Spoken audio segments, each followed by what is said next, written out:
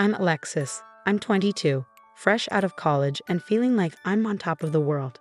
My mom, Sarah, raised me on her own, working her butt off to give me everything I needed. My dad? Never met him, never cared to. At least that's what I always told myself. Graduation day rolls around and I'm pumped beyond belief. My best friend, Jake, is in the crowd, cheering like a lunatic. Mom's in the front row, looking prouder than I've ever seen her. I stride across the stage, grab my diploma, and feel like I'm floating on air. But that's when things start getting weird. I notice this guy in the audience staring at me like he's just seen a ghost. At first, I brush it off, but after the ceremony, he makes a beeline straight for me. "Hey there, sweetheart, remember me?" I'm like, "Gosh, should I?" He gives this awkward grin and says, "I'm Tom, your dad." I swear my heart nearly stops. This guy, this total stranger, is claiming to be my long-lost father. Before I can even process it, he goes in for a hug. I backpedal so fast I almost trip over my gown. Whoa, hold on. What the hell? That's when Mom swoops in, looking angrier than I've ever seen her. "Tom, what are you doing here?" Tom throws up his hands, trying to act all innocent. "Sarah, come on. I just want to reconnect with my little girl. Make things right, you know." I'm standing there, feeling like I've stepped into an episode of The Twilight Zone. Jake slides up next to me and whispers, "You okay, Alex?" Want me to get rid of this guy? I shake my head, still trying to wrap my mind around what's happening. Part of me wants to tell Tom to get lost, but another part, I don't know. I'm torn. My whole life, I've wondered about my dad, and now here he is. Tom's still talking, spinning some sob story about how he's changed and wants to be a part of my life. Mom's not buying it, and honestly, I'm not sure I am either. "Look, Tom," I finally managed to say, finding my voice. "This is a lot to process. You can't just show up after 22 years and expect everything to be okay." He nods, looking genuinely sad. "I understand, Alexis. But maybe we could grab a coffee sometime, talk things out." I glance at Mom, who's shaking her head furiously, but curiosity is gnawing at me. What if he really has changed? What if this is my chance to finally have a dad? "I'll think about it," I mutter, not committing to anything. As Tom walks away, I'm left standing there with my diploma in hand, feeling like my world's been turned upside down. Jake puts an arm around me and Mom's looking worried sick. I'm torn between wanting to know more and wishing Tom had never shown up. One thing's for sure, my simple, straightforward life just got a whole lot more complicated, and I have no idea what I'm going to do next. A week after the graduation bombshell, I find myself sitting across from Tom. The place smells like burnt coffee and regret, kind of fitting for this messed up reunion. "So, Alexis, I bet you've got a million questions," Tom said, stirring his coffee like it held all the answers. "Yeah, like where the hell have you been for the past 22 years? I shot back. He sighed, looking genuinely regretful. "Your mom, she kept me away, said she didn't want me in your life."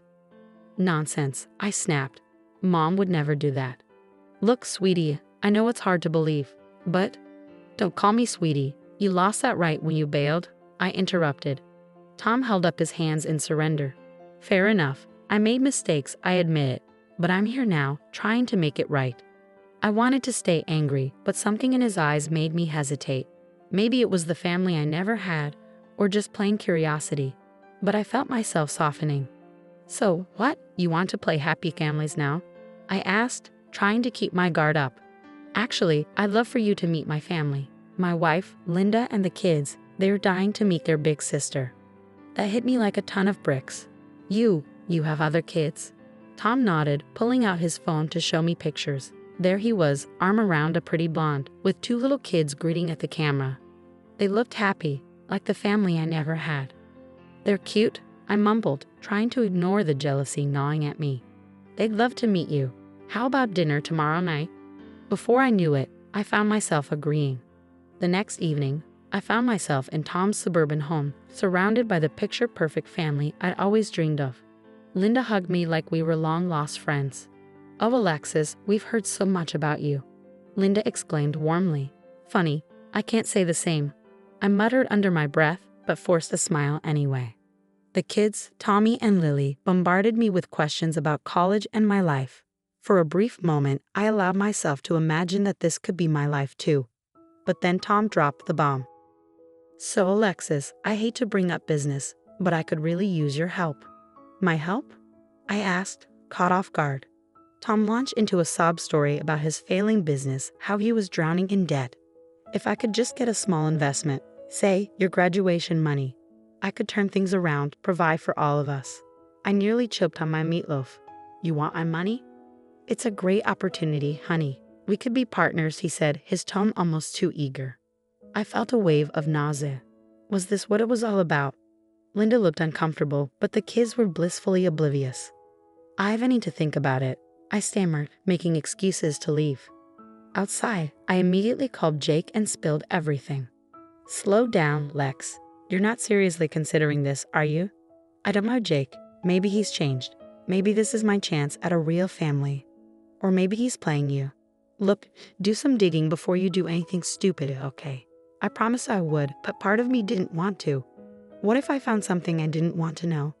But Jake's words nagged at me, so I started digging. And holy hell, did I find dirt. Tom wasn't just a deadbeat dad. He was a con artist with a string of abandoned families and fraud charges across 3 states. The deeper I dug, the sicker I felt. Staring at the evidence on my laptop, I couldn't believe how easily I'd fallen for his act. And worse, I had no idea how I was going to confront him. I knew I had to expose his whole operation, but first, I needed to confront him face to face. Get him to admit his lies. So I called him up, playing it cool. "Hey Tom, can we meet up? I've been thinking about that investment opportunity." "Sure thing, princess. How about that diner again?" I gritted my teeth at the word princess, but played along. When I got there, Tom was all smiles, probably thinking he had me right where he wanted me. He thought he'd hit the jackpot. "So Alexis, have you made a decision?" he asked, leaning in eagerly. I slapped down a folder stuffed with all the dirt I'd dug up on him. "Yeah, I've decided you're a lying sack of crap." His face went pale. "What's this?" "Your greatest hits, Tom. Fraud, abandoned families, unpaid child support, ring any bells." He reached for the folder, but I yanked it back. Hands off. "Now, want to tell me the truth?" Tom's face crumpled, and he launched into another sob story about how life had been tough, how he'd made mistakes, but was trying to turn things around. "I just wanted to make things right with you, Alexis. Give you the father you never had." Damn him, but I felt a twinge of sympathy. And the money. That was just a bonus, right? He looked ashamed. "I admit I need help, but I swear, if you help me out, I'll pay you back. We can have a real relationship." Against every instinct screaming at me to run, I found myself agreeing to loan him $10,000. "But this is it, Tom. No more after this." He hugged me, tears in his eyes. "You won't regret this, sweetie, I promise." But I did. Over the next few weeks, Tom became a constant presence in my life, always needing something, more money, more time, more favors. "Alexis, honey, the business is really taking off. If we just had a little more capital." "Tom, I told you, I'm tapped out. I can't give you any more." He looked at me with hurt and disappointment. I thought we were building something here, a real father-daughter relationship. I felt terrible but stood my ground. Relationships aren't built on money, Tom. But the guilt gnawed at me. Was I being too hard on him? Maybe he really was trying to change. Then came the day I dropped by his house unannounced.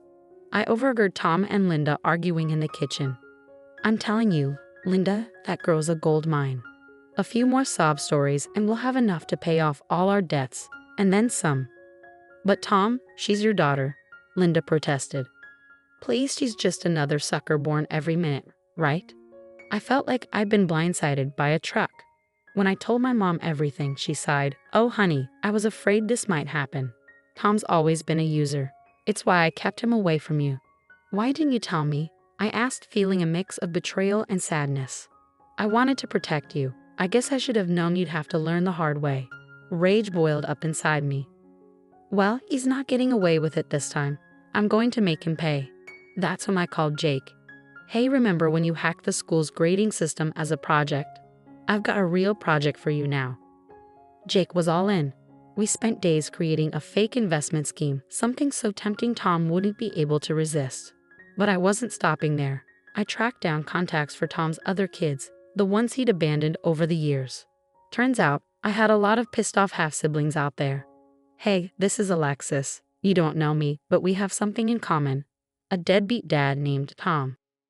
One by one, they agreed to be part of my plan. Tom had no idea what was coming for him. As I put the finishing touches on our trap, I felt a mix of excitement and dread. Was I really going through with this? Then I remembered Tom's words, just another sucker, and my resolve hardened. I called up Tom, putting on my best excited daughter voice. Hey Tom, I've got amazing news. Remember that tech startup my friend told me about? Their stock is about to go public, and I've got an in. We could make millions. Tom's voice practically dripped with greed. That's fantastic, sweetheart. How much do we need to invest? Well, that's the thing, I said. The minimum buy-in is $50,000. I was hoping maybe we could pool our resources. I don't know, Alexis. That's a lot of money, Tom replied, sounding hesitant. I played my trump card. I understand if you can't swing it.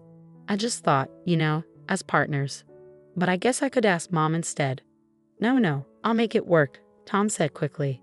This is our chance, kiddo. We'll be rich. As Tom scrambled to get the cash together, Jake was hard at work, digging deeper into Tom's finances. Holy crap, Lex, this guy's been running scams for decades. I've got evidence of at least 5 other families he's conned. Perfect. Everything was falling into place. I organized a celebration dinner for our new partnership, inviting Linda, the kids, and a few surprise guests. On the night of the dinner, Tom was all smiles, probably already counting his imaginary millions. Linda looked nervous, and the kids were excited for cake. Before we celebrate, I have a surprise, I announced. I've invited some special guests. Tom, I believe you know them. In walked 5 people, my half-siblings. Tom's face went from confusion to panic. What is this, Alexis? What's going on? One by one, they shared their stories, tales of abandonment, broken promises, and stolen money. Linda's face grew more horrified with each revelation. Tom, is this true? All these children. Tom was sweating bullets. Now, honey, I can explain. Oh, I think you've explained enough. I cut him off. I cut in. But wait, there's more. I pulled out the files Jake had compiled, bank statements, fake business records, the whole works. You see, Tom here wasn't planning on investing anything. He was going to take my money and run, just like he's done to all of us. I can't believe this, Linda said, her voice trembling. We're leaving, Tom. Don't try to follow us. Tom lunged for her. Baby, please, it's not what it looks like. But it was too late. As Linda and the kids left, Tom turned on me, his face twisted with rage. You've ruined everything, he yelled. I stood my ground. No, Tom, you ruined everything yourself. I'm just making sure you can't do it to anyone else. What do you want from me? He asked, defeated. Your remaining assets will be distributed among your victims, and you'll sign over my $10,000. As he signed the papers, I felt no joy, only relief that it was finally over. In the aftermath, something unexpected happened. My half-siblings and I started talking, sharing our experiences. We formed a bond, a family of our own choosing. Mom welcomed them with open arms, joking, I always wanted a big family. As for me, I learned a valuable lesson. Blood doesn't make a family. Love, trust, and mutual respect do. Sometimes the family you choose is stronger than the one you're born into. The story's over now, but I have a question for you. If you were in my shoes, would you have given Tom a second chance or gone straight for revenge? Was I justified in exposing him, or should I have tried harder to build a relationship with my long-lost father? Drop your thoughts in the comments below. I'm dying to hear what you would have done in this messed-up family drama. If you enjoyed this wild ride, hit that like button and subscribe for more stories that'll make you question everything about family, loyalty, and revenge. Trust me, you won't want to miss what's coming next.